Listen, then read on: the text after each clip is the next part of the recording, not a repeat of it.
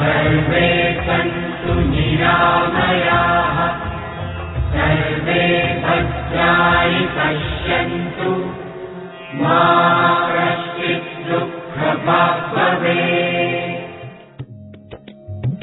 The early part of the 20th century in India saw the churning of political, social and cultural movements as a reaction to the continued British rule.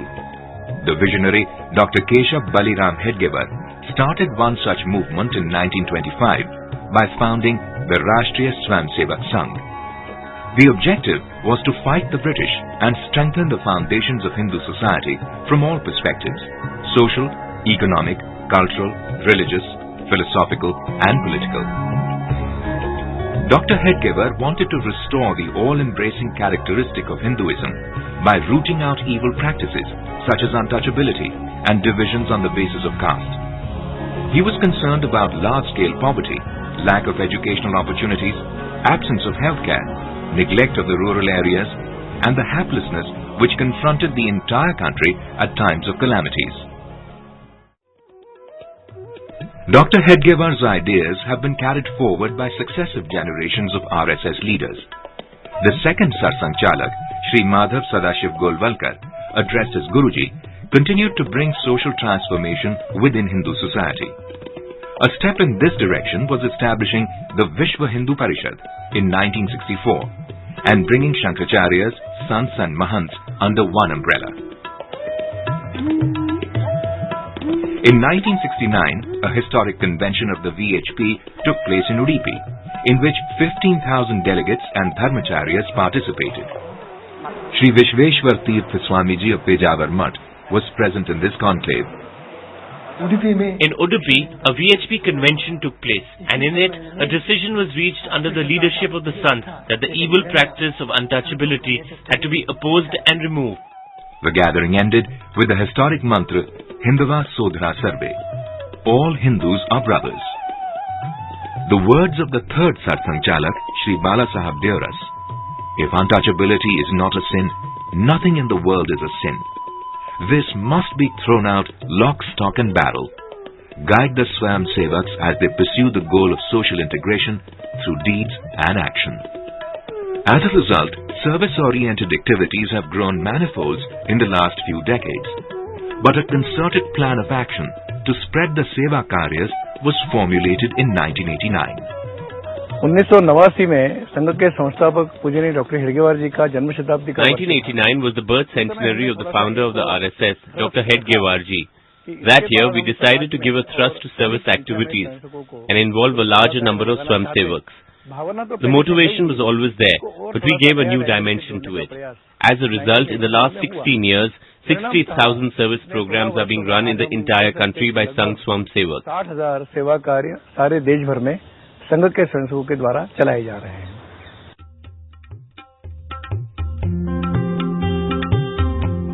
Millions of Indians are still illiterate and many remain uninformed about their nation's rich traditions, cultural heritage and history. The root cause lies in the self-serving educational structure implanted by the British. After independence, successive governments have unfortunately followed lopsided educational policies based on the British system and heavy doses of Marxism. Privatization of education is now encouraged, making it unaffordable for the majority. This grim situation has motivated the RSS and its sister organizations to devote over 40% of service activities to education, concentrating on the girl child and the most marginalized sections of society. The focus of these projects include educating Vanvasis and those in remote rural areas, establishing a network of schools where they are most needed, reinforcing education with yoga, Sanskrit, national games, etc., inculcating Bharatiya Sanskars, conducting research and studying alternative systems of education like Gurukuls. Innovative solutions have been found to tackle the challenge of limited resources in far-flung areas. The Ekal Vidyalaya or single teacher schools are proving to be an effective medium for ushering an educational revolution in areas where there is limited infrastructure for education.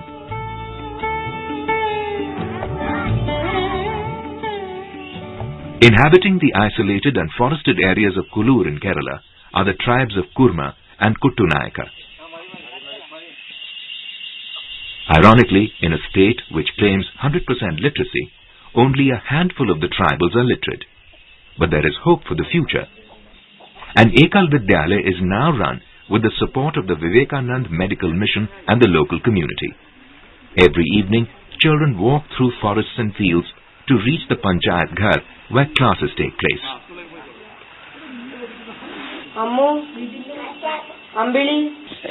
രണ്ട് മണിക്കൂറാണ് daily class നടക്കുന്നത്. ഈ 2 മണിക്കൂർ class നടക്കുന്നത് വൈകുന്നേരം 4:30 മുതൽ 6:30 വരെ. We conduct classes each day for 2 hours in the evening from 4:30 to 6:30. About 22 children come to attend these classes. In the class we give priority to Malayalam, Hindi, English and mathematics. Hindi, English, കണക്ക് ഇതിനാണ് പ്രാധാന്യം കൂടുതൽ കൽപ്പിക്കുന്നത്. Ekal Vidyalayas are also vehicles for social change. The remote Kheoda village in Gujarat comprises of scheduled castes and tribes who discourage the education of even male children. So the idea of the girl child attending school met with stiff resistance.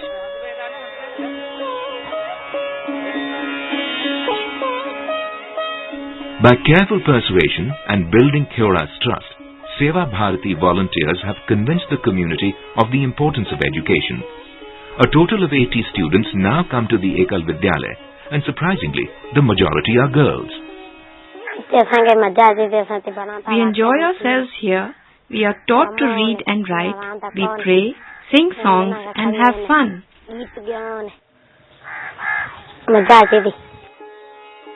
There are now over 15,000 Ekal Vidyalayas, each bringing the gift of education to lakhs of India's most underprivileged children. The encouragement and support received from the people and the children's enthusiasm is helping Sewa Bharati realize the dream of establishing Ekal Vidyalayas in every corner of India. The absence of educational infrastructure in the tribal and rural villages of India is glaring. Even if a school does exist, it benefits those who live in the immediate vicinity. To overcome this challenge, hundreds of hostels for boys and girls have been established in rural areas, small towns and cities. The hostel size varies from housing a few students to those running into the hundreds. There are different types of hostels: for Northeast students, for those pursuing higher education, for orphans, and for the physically and mentally challenged, among others.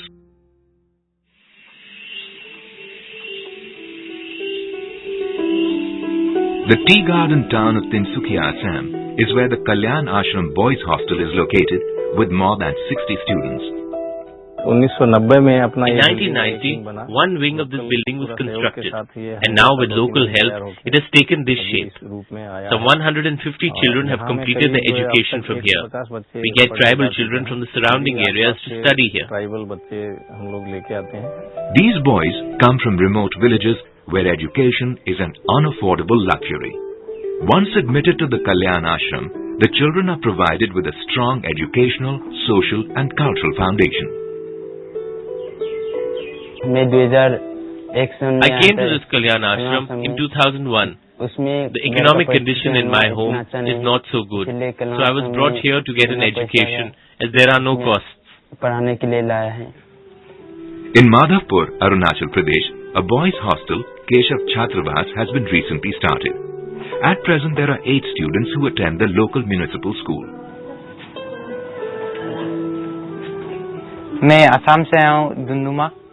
I've come here from Dunduma, Assam, and I've been staying in the Chhatravas for the last 3 years. I'm in the 8th standard and study in the government higher secondary school.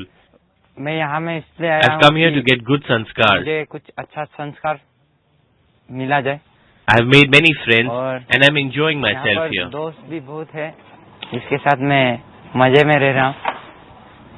The facilities, though basic, are being increased gradually. We are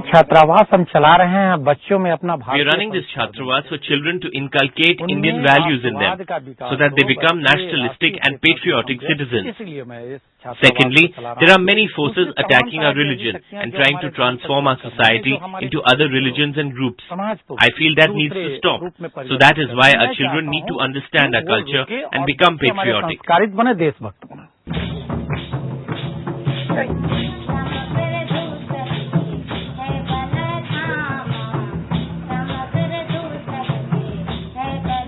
Nodia, Jharkhand, Vanvasi Kalyan Kendra runs the Saraswati Vidya Mandir, a higher secondary school educating children predominantly from the tribal and the scheduled caste communities.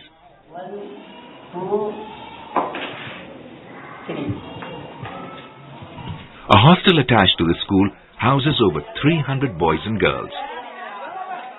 I have been studying here for 2 years. My parents sent me here as I was not getting a good education in the village.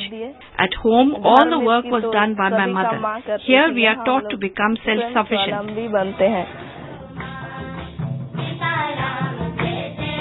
The high quality of education along with the hostel facilities are bearing fruit. The school has achieved the distinction of a 100% success ratio in the board examinations.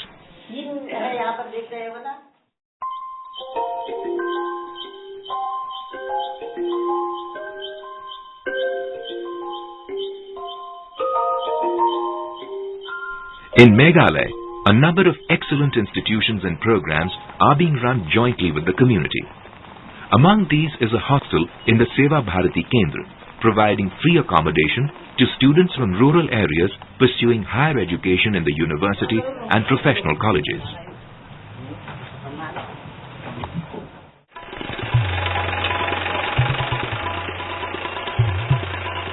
The Seema Jan Kalyan Chhatravas in Khewda, Gujarat, provides boarding, lodging and education to children from the border villages. Their families barely make ends meet and cannot afford to educate the children in cities. The Chhatravas provides a holistic education and a complete home without any costs, thus securing their future.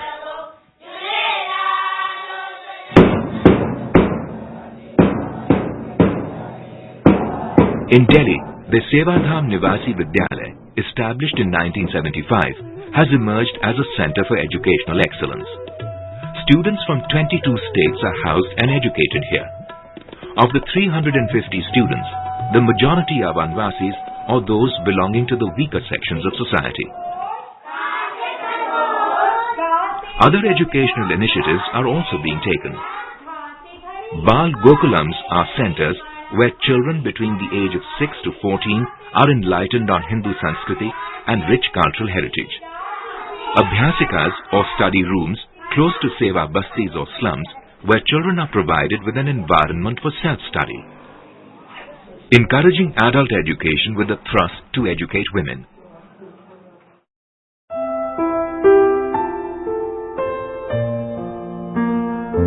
There are lakhs of children in the country who do not have parents or have been deserted for no fault of theirs. It has become the Sangh's mission to provide a complete home for these children. The Anatha Shishu Nivas, Bangalore, is home to 70 children, some only a few days old, like this little girl who was found abandoned on the doorsteps of the Nivas. Sewa Bharati runs the Shishu Nivas with a team of volunteers committed to the welfare of the children. The environment is cheerful, with bright and happy colors adorning the furniture and walls.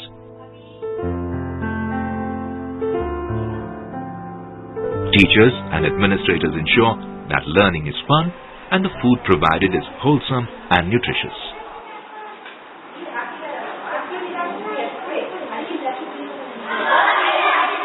Another unique program is the Nele Rag Pickers Shelter in Bangalore, which houses over 100 street children from different parts of Karnataka. Before reaching Nele, these children had no future. Circumstances forced them to scrounge the streets as rag pickers for their day-to-day survival.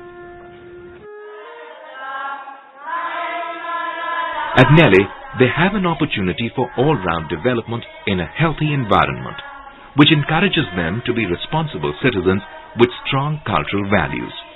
Nele provides them with food, shelter and medical facilities and admits them in schools. No other section of society symbolizes the agony of Jammu and Kashmir than the children who have lost parents to terrorism. I am in class 8 and I am from Kishtwar. I have been here for 5 years. I came here after my mother was killed by militants. I came here to get a good education. My father was killed by militants. Most of the children here have lost their mothers and fathers to militants. So I also came here to study.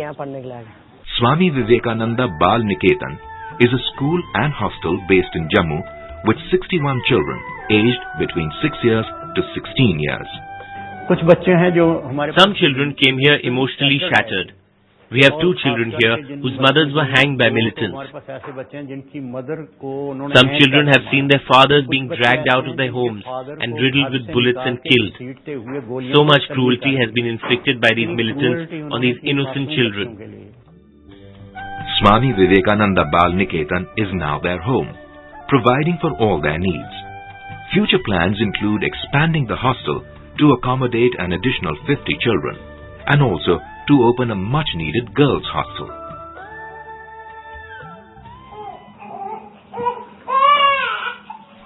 Sewa Bharati runs a number of centers under the aegis of Matri Chhaya.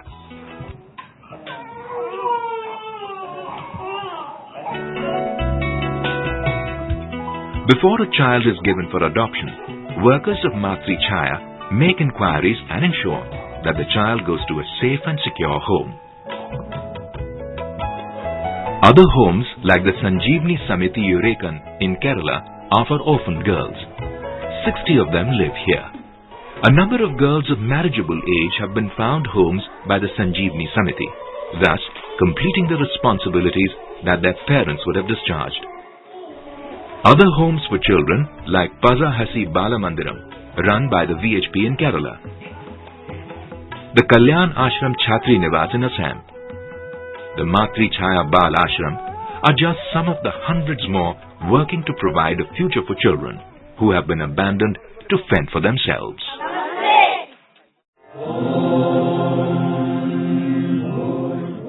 The importance of sanskar stems from the need to educate the younger generation on India's rich religious and cultural heritage and to be proud of the motherland. These values are inculcated in all educational institutions that take inspiration from the RSS. Many Sanskar Kendras are used as a bridge to forge a closer understanding between communities and children from different economic backgrounds. The Ankur Sanskar Kendra in Dibrugarh, Assam is bringing Assamese and non-Assamese children together. Here they learn sanskars, play and interact together.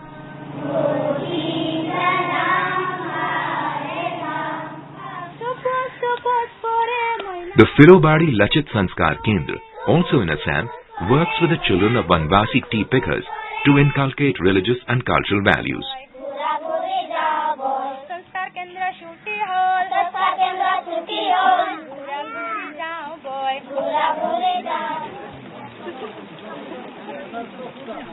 Even the reclusive Khasis of Meghalaya are now enthusiastically sending their children to Sanskar Kendras.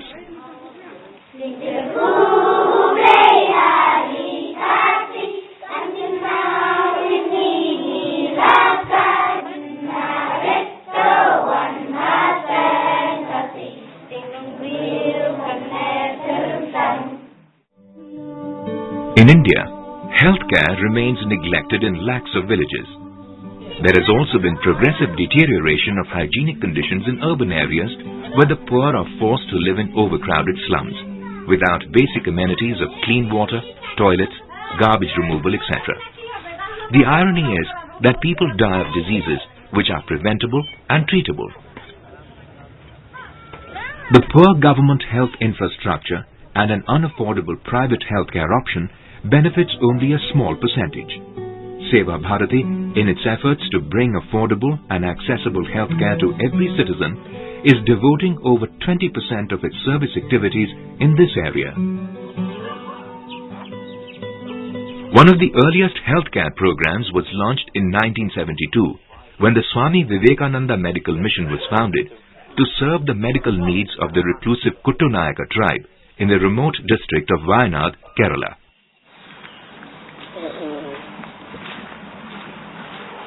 The small free dispensary in the village of Muttil has now transformed into a full-fledged charitable hospital with the latest medical equipment. A team of professional doctors, nurses, medical attendants and volunteers treat over 150 patients each day. Last year we conducted more than 400 medical camps in our tribal areas, and we treated nearly 90,000 patients in hospital and medical camps.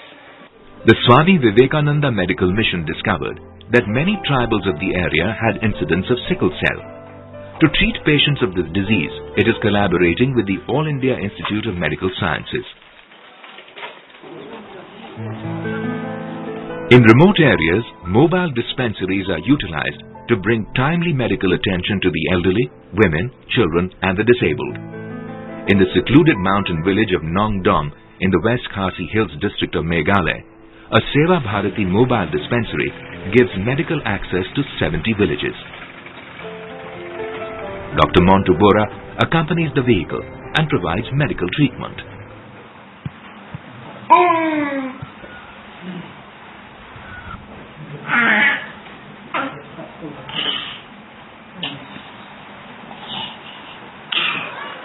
Mobile dispensaries also reach out to people living in urban slums.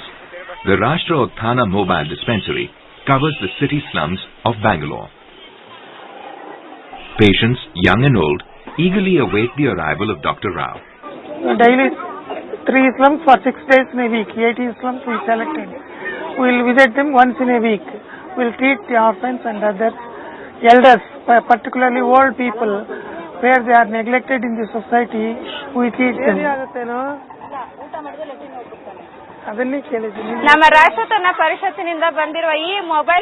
Rashtriya Thana Mobile Dispensary is very useful for all of us, but the older people benefit the maximum. As they suffer from many ailments, the doctor examines them with care and provides them good treatment and medicine. Lakhs of people who had no recourse to medical care are now being treated as a result of the 400 fully equipped mobile dispensaries across the country. The success of this project is a result of efforts put in by voluntary doctors, social workers and donors who provide the expertise and the funds for medical initiatives.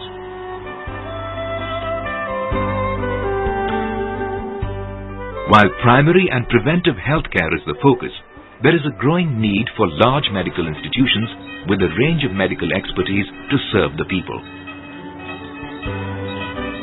More than 100 hospitals with varying specialities have been established in rural and urban areas. In this sphere, the Dr. Baba Saheb Ambedkar Vaidyakiya Pratishthan in Aurangabad, Maharashtra has emerged as a center for medical excellence.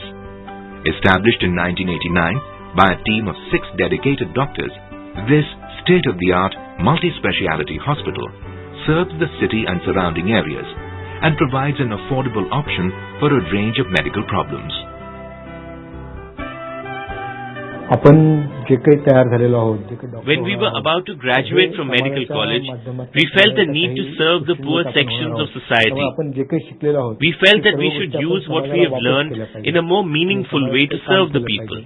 With this idea in our minds, we met some RSS members, and then collectively we reached a decision to start a large hospital.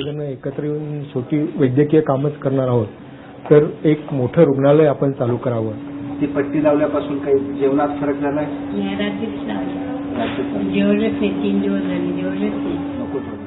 The hospital started in 1989 with 10 beds. It now has the latest diagnostic equipment with comprehensive surgical facilities. There are now 150 beds with a staff of 55 full-time doctors, 32 consultants, an efficient support staff and many volunteers. This place is like heaven. They are very good people. The staff is very good. The hospital is excellent. They treat patients with a lot of love and care, not as customers. You are treated like a brother, a relative. They give you even more respect than what parents receive.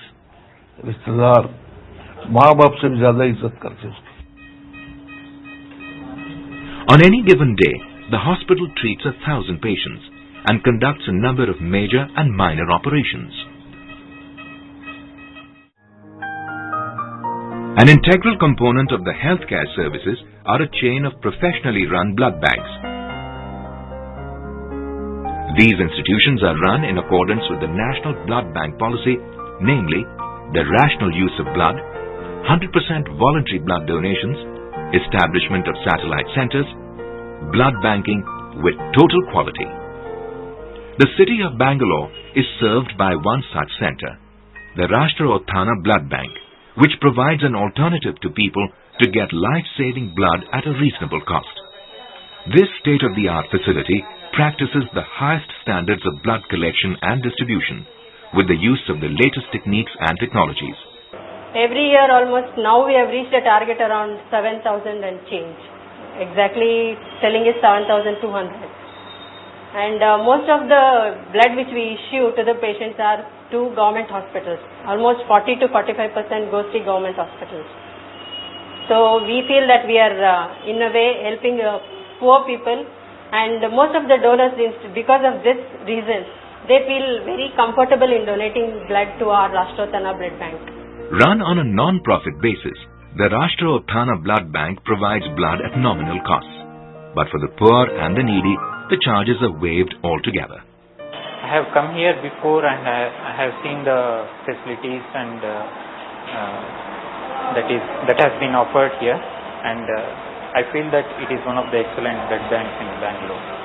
The number of blood banks is being increased to serve more people. The Sangh derives satisfaction in the fact that thousands of lives have already been saved as a result of this initiative. Estimates put the number of units distributed at over 8 lakhs. Sewa Bharati has initiated a number of programs to help people in distress.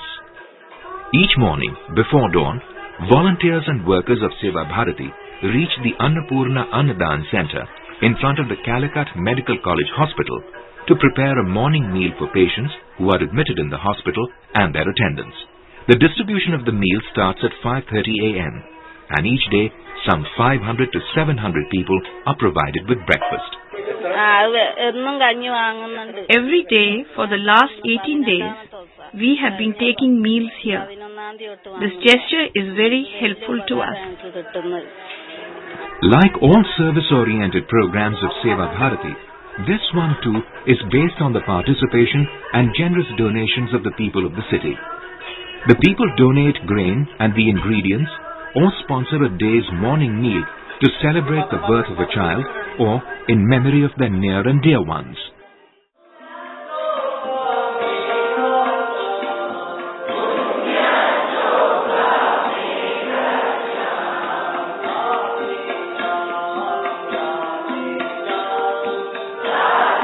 Alternative and traditional forms of healthcare are also being encouraged.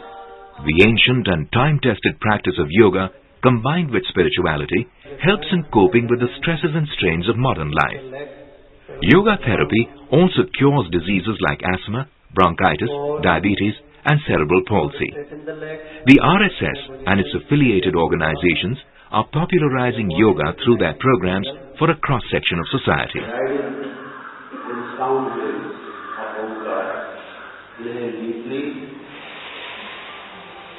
Taking the lead in the scientific and systematic application of yoga is Vyasa, or the Vivekananda Yoga Anusandhan Samsthan, on the outskirts of Bangalore. This institution is a deemed university of international repute.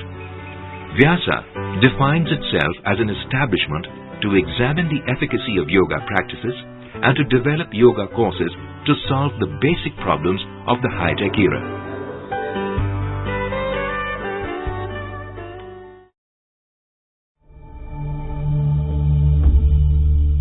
Recurring calamities like the cyclones, earthquakes, floods, train accidents, etc.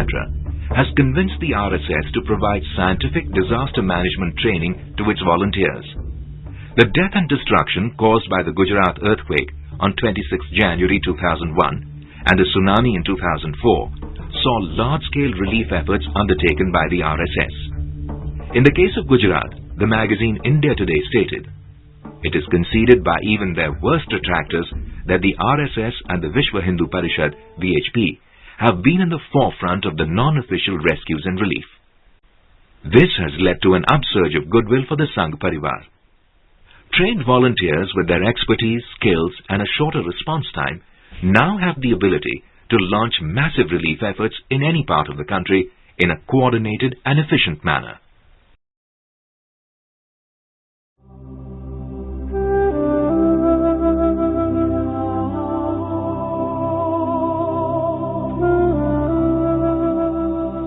Within an hour of the tsunami striking the coast of South India, RSS Swayamsevaks started the recovery and relief work in Chennai, Nagapattinam, Cuddalore, Kanyakumari and Pondicherry.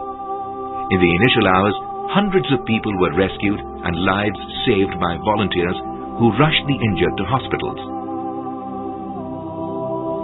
As the scale of the devastation became clear, so did the resolve of the RSS to reach out and help those affected.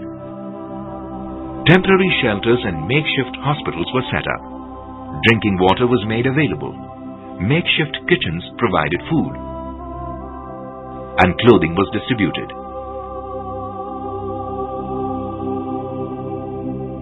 In the course of the next few days, volunteers extricated 2,475 bodies from the debris and ensured that the last rites of the person were performed according to their religion.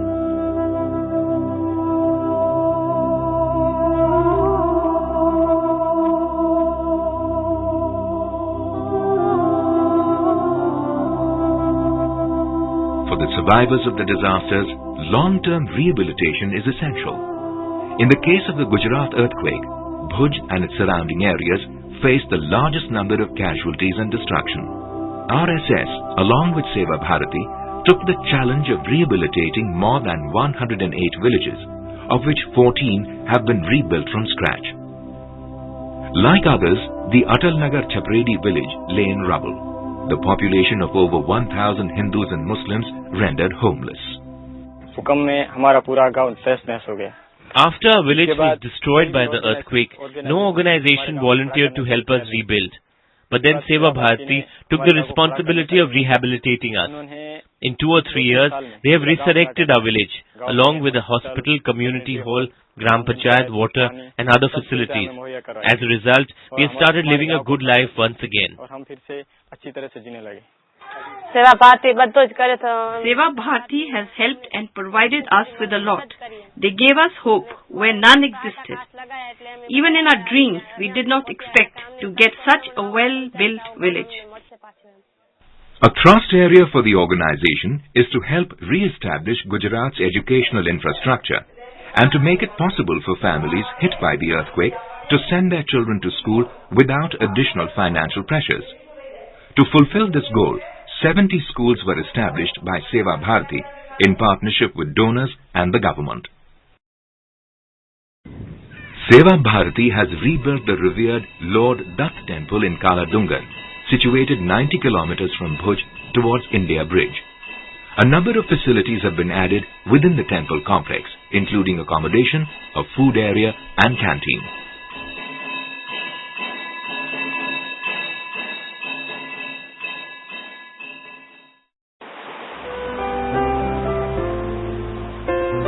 In areas devastated by the tsunami, Sewa Bharati has formulated a long-term strategy in close coordination with the local community, government agencies and NGOs to rehabilitate the population.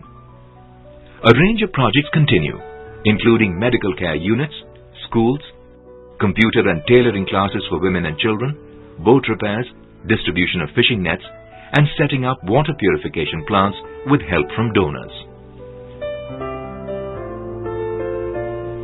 Sewa Bharati Tamil Nadu provides relief to 284 villages of the 376 affected villages. In the next few years, 178 of these will be rehabilitated with permanent homes.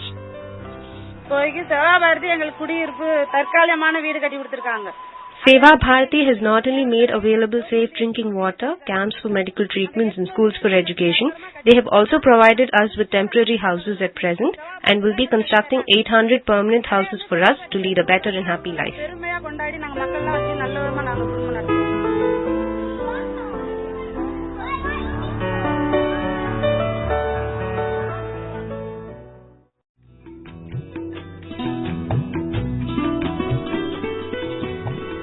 Agriculture remains the mainstay of the Indian economy.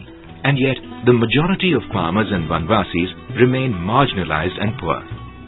The underlying factor has been the absence of a holistic approach towards rural development, one that takes into account sustainable agricultural practices, alternative income-generating means, education for children, and empowerment of women.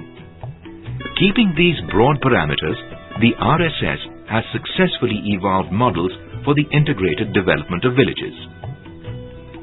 In 1983, Vikas Bharati started work in Bishanpur and 11 surrounding villages in Jharkhand. Spearheaded by Ashok Bhagat and a group of trained engineers and scientists of the RSS and the ABVP, the project is using scientific and technological methods in close partnership with the local community for the development of this area. Vikas Bharati has taken up many projects, including the Bishanpur Herbal Medicine Plantation. Here, farmers are introduced to new ways of supplementing income by growing herbs and medicinal plants. Agricultural experts and botanists visit and interact with the farmers, guiding them on plant selection and techniques to grow them. Along with this, Vikas Bharati runs vocational courses in handicrafts, carpentry, apiculture, welding, and car repairs, etc. For the young, Vikas Bharati has set up a chain of schools. These, in turn, are linked to centers like Shram Niketan, where students from distant Vanvasi areas are provided with free board and lodging. Vikas Bharati also runs the Jatra Bhagat Ashram for handicapped children. Kalashmani Kumari faced a bleak future until she came here. I have been living and studying here for the last 2 years. Before I came here, I used to crawl using my knees as I could not walk. But now I've had an operation and I can walk. We do many things here. We make soap, stitch, and after classes get over, we do other work.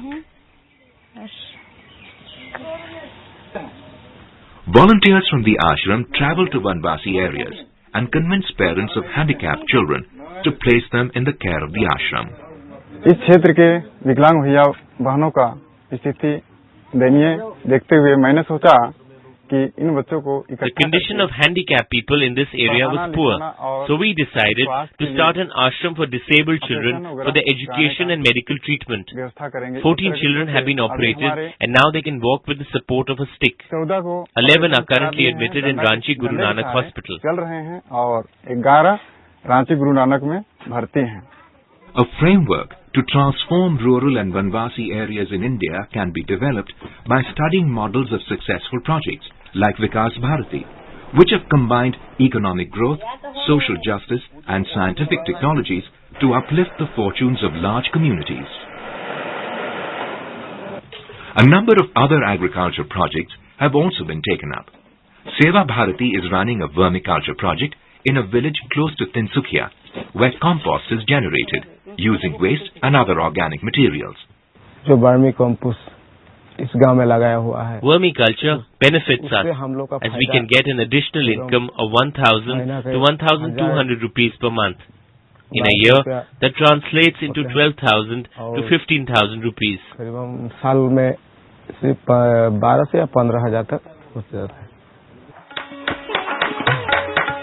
When Dada Sahab Safikar's family discovered that he had leprosy, they forced him to leave the ancestral house. With only his wife Padma Tai to support him, Safikar found that leprosy patients were faced with societal revulsion and hostility. To change this, Safikar turned to the RSS to help him start an institution for the clinical treatment of leprosy patients as well as their economic rehabilitation. Safikar's determination to fight against societal indifference and give hope where none existed was the starting point of Udyog Dham in Talegaon, Maharashtra. Over the decades, the RSS has worked closely with Safikar to give shape to Udyog Dham. In the process, the institution has been able to change the lives of over 15,000 leprosy patients. It's been 8 years since I came here. I've received good medical attention and now I have recovered. I make chalk and in the factory I make files. Many like Safika, who had been ostracized from their families and villages, have now returned home fully cured and with new occupational skills.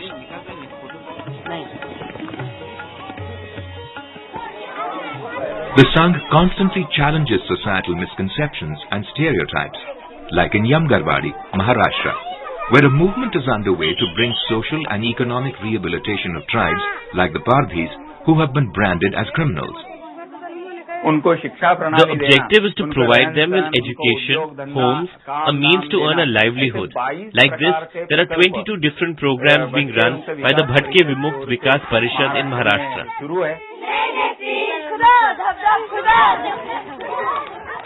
For centuries, these nomadic people have been subject to discrimination and made scapegoats by the law enforcers.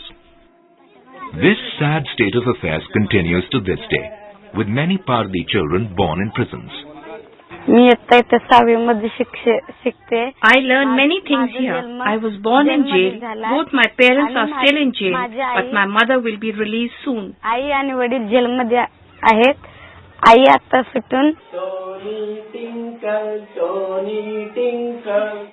While the children in Yamgarwadi are being given an education, the youth and the older generation are encouraged to settle in one place by taking up agriculture or other vocations.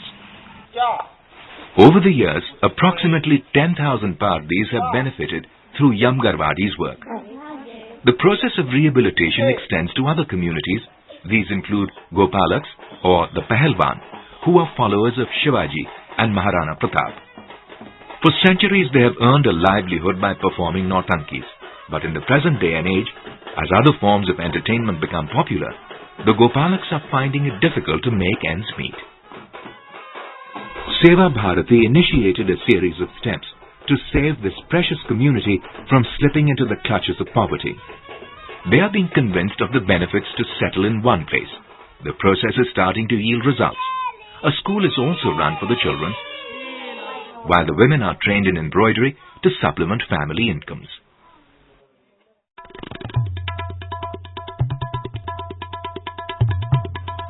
The Constitution of India guarantees gender equality, but the ground reality is very different. Women are discriminated against due to archaic societal practices, with the male child given a preference over the female child. Discrimination manifests itself in a number of ways. For example, the last few decades have seen an alarming decline in the ratio of women to men. Evils like dowry, domestic violence, lower levels of education are some other indicators. By using a multi-pronged strategy, Sewa Bharati is working to uplift the status of women from a social, cultural, economic and political perspective. For the younger generation, a strong education for the girl child is emphasized in all educational and social projects. Adult education classes are run for women who are illiterate. Women are told about their fundamental rights and why they need to protect those of the girl child. Women are also encouraged to empower themselves financially through vocational skills.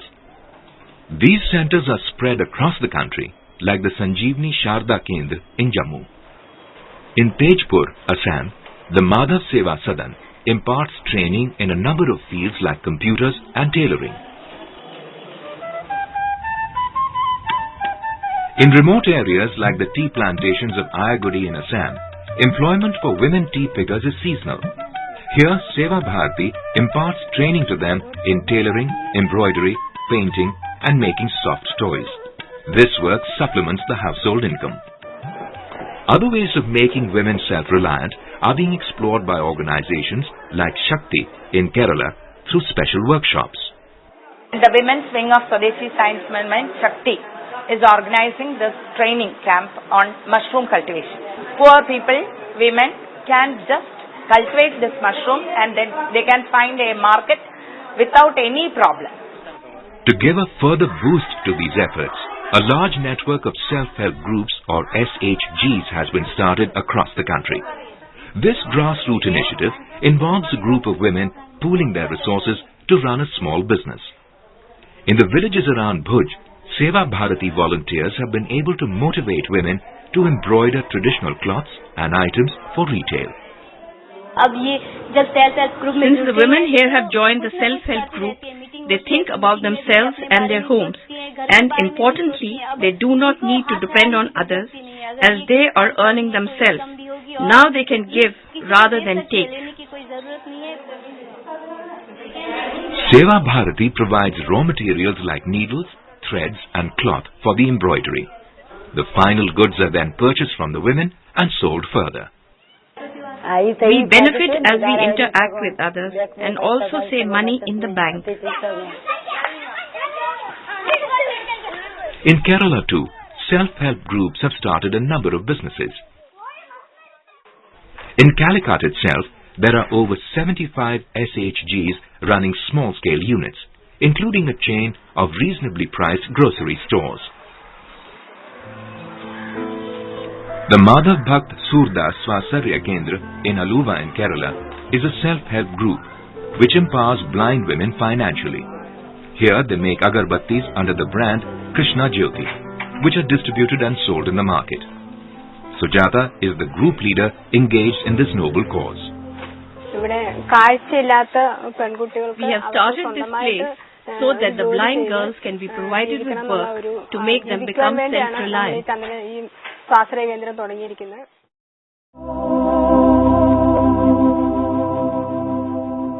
The service activities of the RSS and organizations inspired by it are a step towards the emancipation of sections of society who have for centuries been geographically isolated, socially marginalized and economically deprived. It is a partnership with the people of India to strengthen and transform the foundations of our society, be it social, economic, cultural, religious, philosophical or political. In less than 2 decades, the number of social programs have grown to over 60,000, benefiting lakhs of people across the country. But for the RSS, it is a small step, given the challenges faced by the people of India and the vision of its founder.